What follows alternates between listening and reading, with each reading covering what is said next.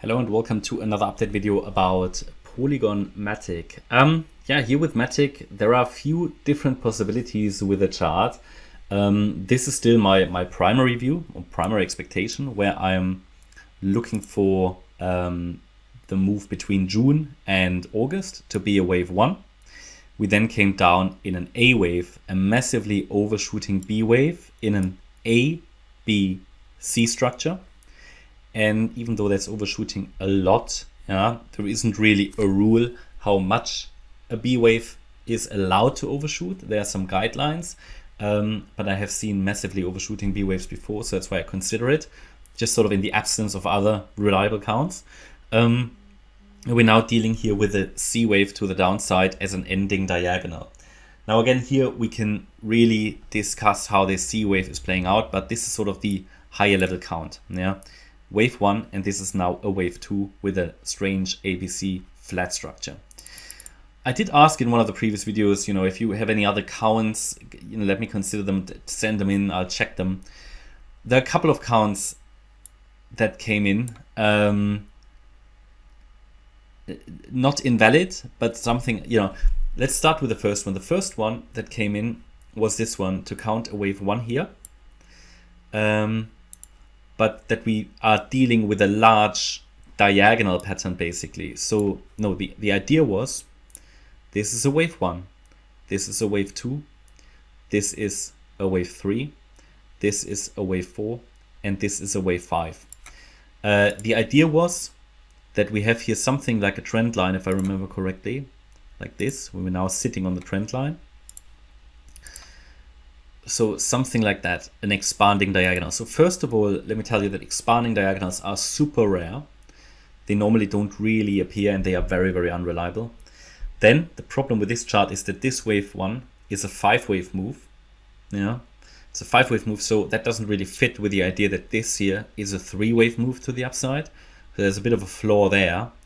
Okay, you can discuss, do you put the wave 1 here? Oops. That would make it a valid count.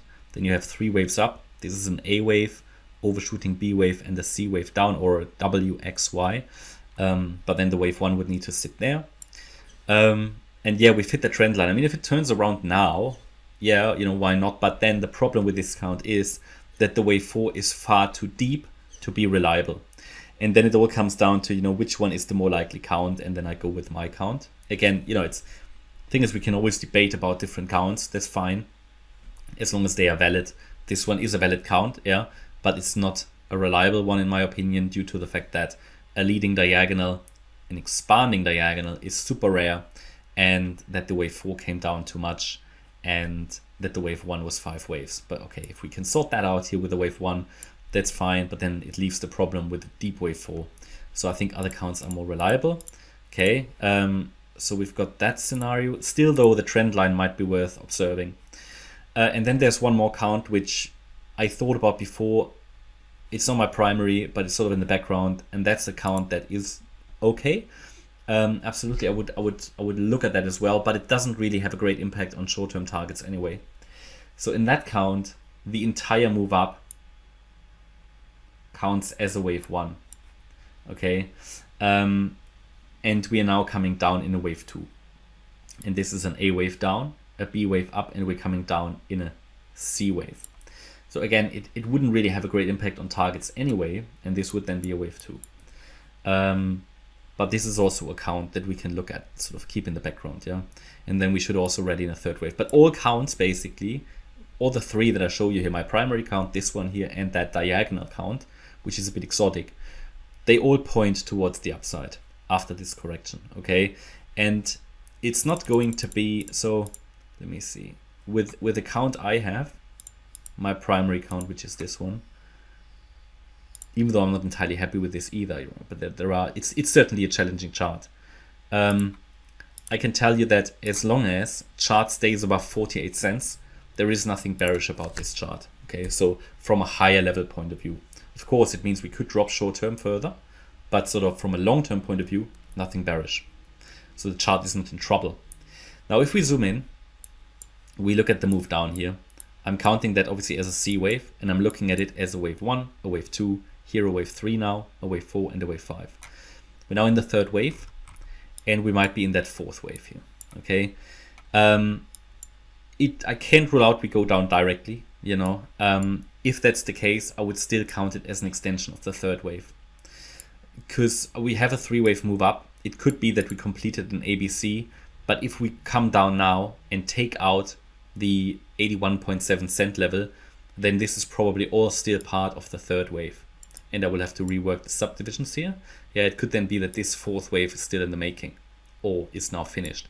And we now come down in the fifth wave of a third. That's just sort of the micro level, right? But for me, the trend is further down as long as we stay below the red resistance area. So there's certainly the potential of a bounce. But so far, MATIC isn't using it. I'm skeptical if we still get it because, you know, we already see that bearish engulfing candle here. We could theoretically come down all the way up to $1.04 without invalidating this scenario. So the trend is down until we break above that $1.04 level. So from that point of view, my view is we head down further eventually, yeah, either in this fifth wave or still in the third wave. So I keep you updated. Besides that, not much more to add. I hope you liked the update. If you did, please hit the like button, leave a comment and subscribe. And if you really like the content, then please check out the channel membership. Thanks a lot for watching. Bye bye.